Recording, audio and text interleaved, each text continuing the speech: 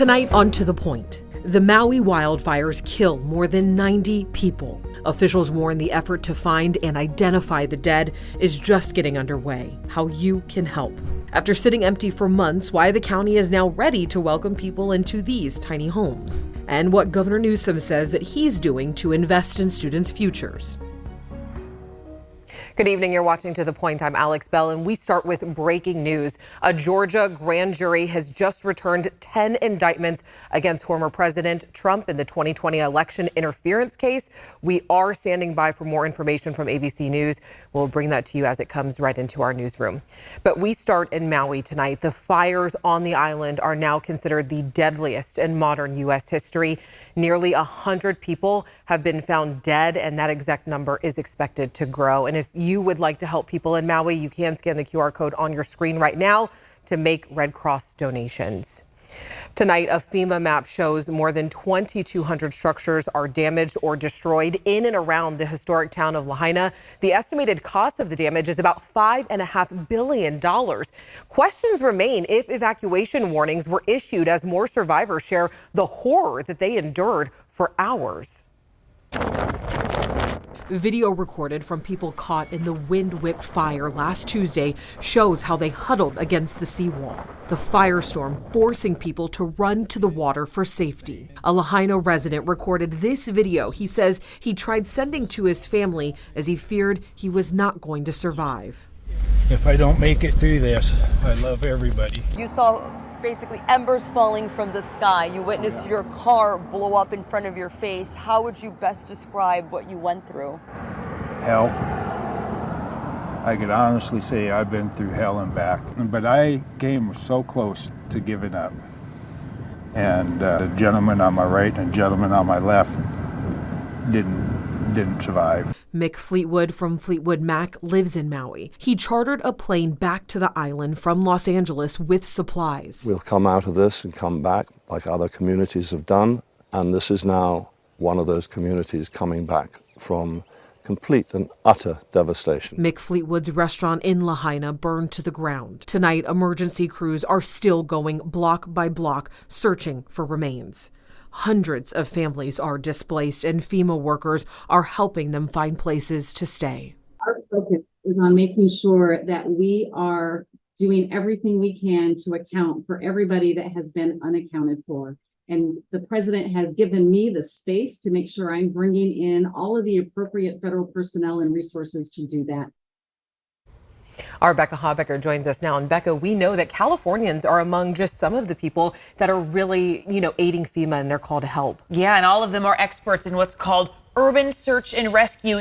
California deployed 17 people to Maui to help with recovery efforts. These are people who can respond to disasters all over the country, ranging from earthquakes and hurricanes to building collapses and the aftermath of wildfires. I spoke today with a fire chief who has gone on at least a dozen previous FEMA deployments. He served on Sacramento's Urban Search and Rescue Task Force for 2 decades. He now works in Southern California. He says for the next couple of weeks, crews on Maui will be searching through the ashes for human remains using cadaver dogs, working with dignity and respect to bring answers to people with loved ones who are still at this point deemed missing. You look at the amount of devastation that's out there, and you know that there's going to be some more victims found. They have a lot of area to cover. It's tough, and the rescuers out there, they get truly emotionally involved in some of the work that they do, but that's where you're realizing that you're making a difference, and you're truly bringing closure to the families, making sure that you're connecting them to their lost loved ones. And for survivors of the fire, he says FEMA's first priority is to make sure they have their basic needs met: shelter, food, and water. Then there's getting roads back open, power back to the area to fuel recovery efforts. And Alex, it's hard to imagine now, but recovery efforts will eventually include getting kids back into school and beginning to rebuild. But this, of course, will be a process that takes years. Sadly, yes. Thank you, Becca. And Maui residents are also searching for the missing. This is a public spreadsheet where people can track each other down. Almost 5,000 names have been entered. For some of us here at ABC 10, we cannot help but to think of stories that we've covered during the Camp Fire. Almost 5 years ago, the Camp Fire decimated the town of Paradise, killing at least 85 people. The Camp Fire was started by PG&E equipment failure on a high fire danger day. Well, tonight, Hawaiian Electric is being scrutinized for not shutting off power to reduce the fire risk. And as officials search for loved ones in Maui, they are now turning to rapid DNA. They are encouraging family of missing to submit their own DNA samples. As we saw in the campfire, bodies were burned so badly, only bone fragments and rapid DNA matches could be used to make those identifications. And in difficult times like these, we do look for helpers. This is at the state capitol building in Honolulu. Food, water, clothes, baby formula, bedding, toiletries, they're all arriving to help get to those people in need. And many of you at home, you're also helping too. On Friday, we encourage you to donate to the Red Cross by scanning that QR code on your screen. So far, we have raised more than $8,000 to help Maui, and we deeply thank you here at ABC 10. And if you at home can contribute tonight, make sure you scan that QR code. We also have a link on abc10.com/tothepoint. And other stories that we're following, a woman who died at Folsom Lake over the weekend has been identified as KCRA news producer 23-year-old Catherine Odit. She died after falling from a swing. The accident happened near Rattlesnake Bar. A man in San Joaquin County has been arrested for animal cruelty, and we do want to warn you that some of these images you may find disturbing. This was in a rural part of Tracy. Someone found an injured horse on the ground. When animal services arrived, they found a malnourished horse and other severely neglected livestock. 31 animals were found, including sheep, cows, goats, and a dog, and all the livestock went to the auction yard. The dog was taken to the Stockton Animal Shelter. Sleeping cabins in South Sacramento are expected to open soon. We've been covering these 100 shelters on Florin Road, asking for months. How is the county taking so long to get these to the homeless? So tonight, our Alicia Machado is getting answers. There we go. Cutting the ribbon on a new era for transitional housing in Sacramento County. We're changing lives today. The county welcoming the first guests next week to the Safe Stay community on Florin Road in South Sacramento. The site includes 100 tiny homes that can house up to 125 guests at a time, including individuals and couples experiencing homelessness. We got an inside look at the units during a grand opening celebration Monday morning.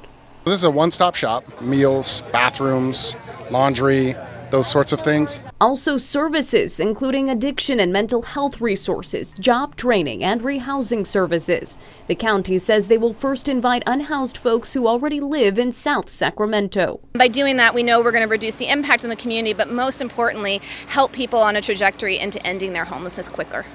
Guests will need to receive a referral to stay at the site, no walk-ins. And at the request of neighbors and local businesses, the county says sex offenders and people with violent felony convictions will not be allowed to stay. The county tells me there's no limit for how long guests can stay, but they are hoping to get people into permanent housing as soon as possible. It's been a long road to get here. The community was set to open in fall 2022, but saw delays throughout the process. The county citing supply chain issues and challenges with the building permit process. The county tells me construction finished last week with the power and sewer. I'm glad that they finally have started it, especially before fall and winter. It's taken an incredibly long time. Bob Erlenbush, executive director of the Sacramento Regional Coalition to End Homelessness, is hoping the county will open more to fill the need. We have about 10,000 people experiencing homelessness. 70% are outside due to lack of shelter. So it's small, but it's a start for the county. And the county continues to build more transitional housing on the East Parkway off of 99 and at a site at the former Price Club on Watt and Roseville Road in North Highlands. Next, on To The Point, marking 2 years since the Caldor fire. And we're still tracking higher fire danger with numerous thunderstorms popping up this afternoon into early this evening. How long that lasts and the heat we'll be dealing with this week. And dueling events over students' future. Some parents believe the governor is not doing enough to include them in their child's education. The governor disagrees.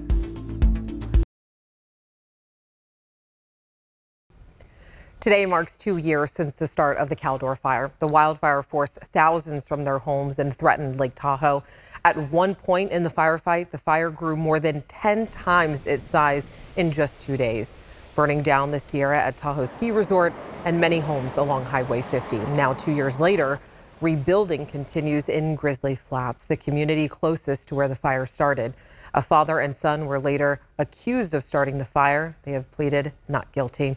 And Monica, I mean, it really is a reminder that we should be vigilant at all times. Right, and we're just now starting to head into that peak fire season because our north wind events, those usually start to ramp up in September, October, and November when we have seen some of the biggest fires in California history. Still tracking numerous lightning strikes for this evening, and you can see that's right along I-80 here north of Lake Tahoe. But throughout the day, we've seen a lot of that action right over the lake. Also, just off to the west of I-5, north of Clear Lake, and just off to the west of Red Bluff, we've got that cluster of storms that's just been kind of hanging out there for the past hour or so. This is all around that low pressure system that continues to feed us with the instability. High pressure to the north is going to give us the heat.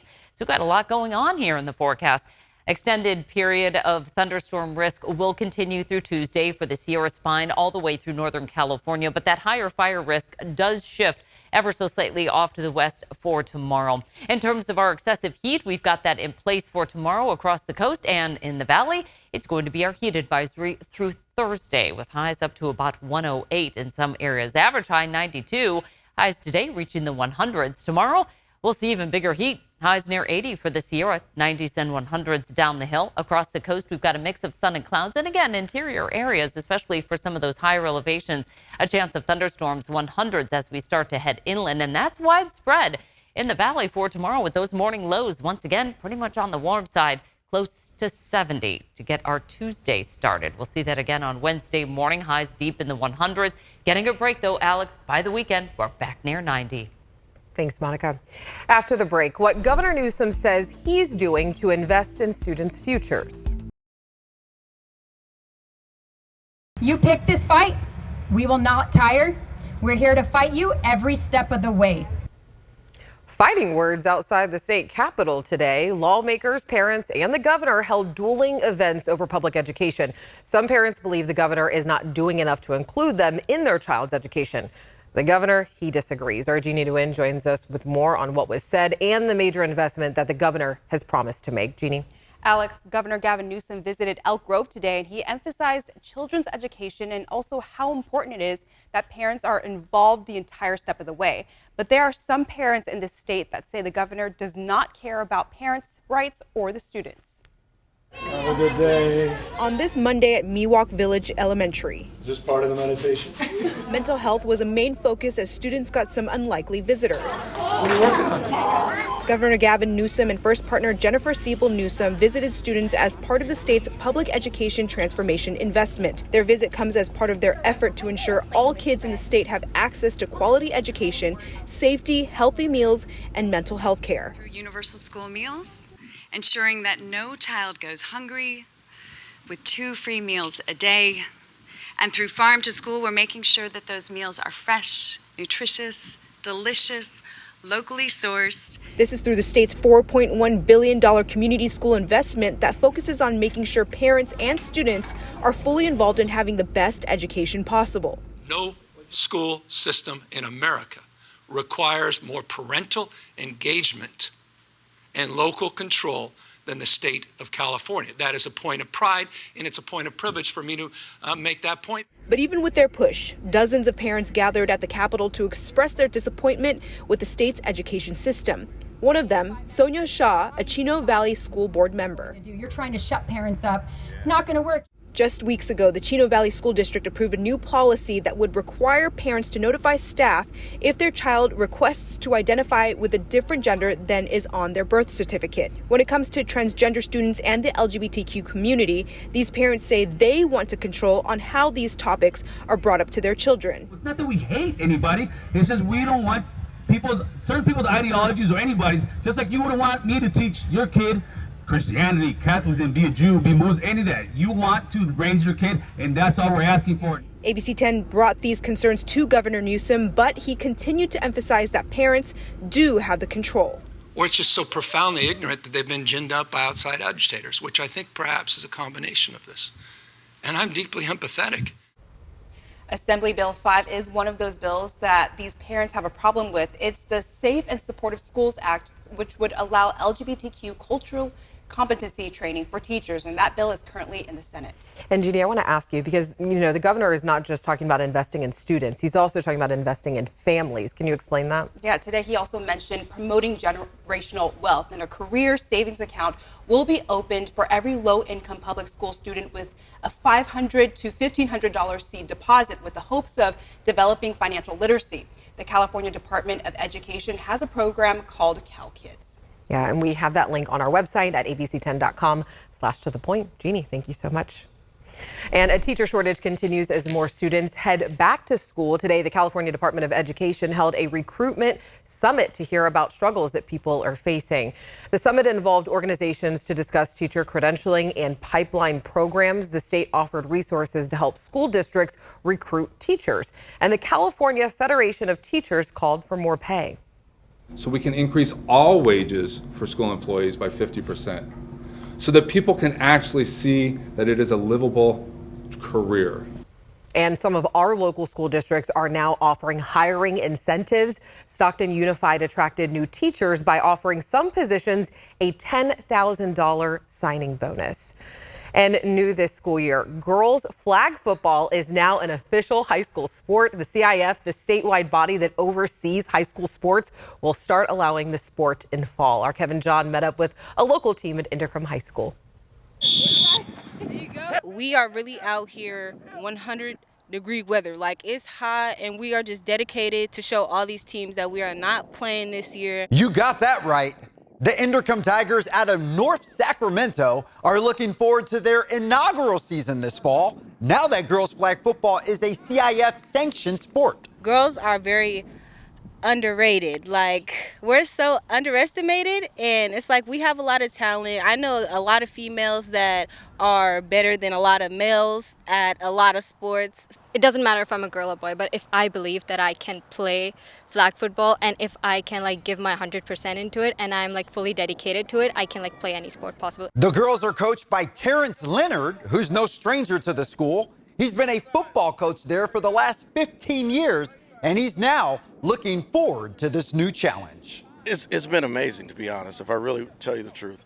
It's been, from day one, I told them I was excited because I'm now a girl coach.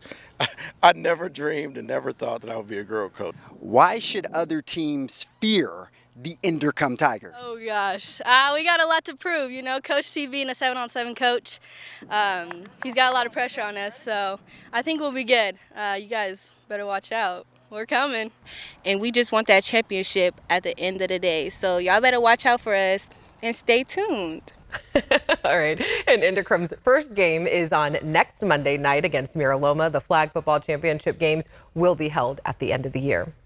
Next, on To The Point, a Sacramento family documents their escape from the Maui fires.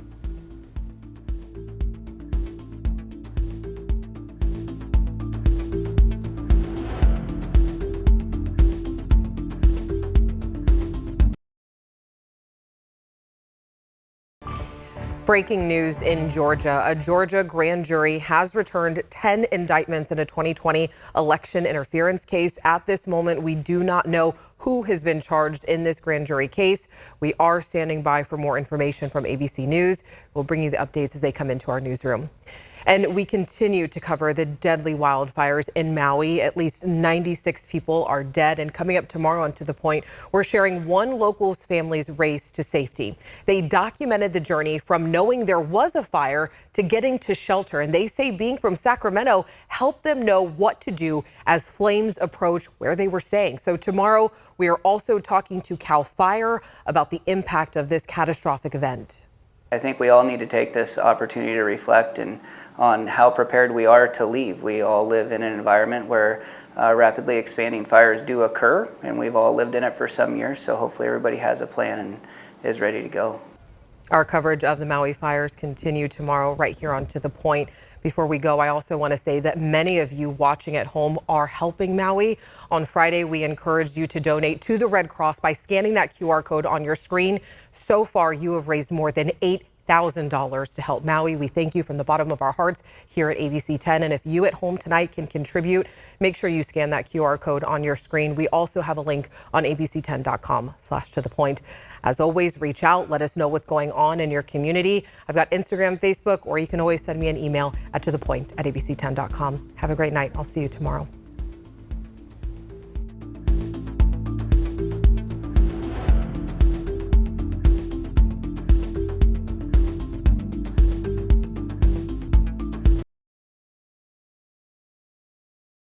Hey, it's Alex. Just wanted to say thank you so much for watching. I really love hearing from everyone, and I hope that you'll stay in touch. Reach out to me on Facebook at AlexBellTV, or you can email me at tothepoint@abc10.com, or you can even send me a text message at 916-321-3310.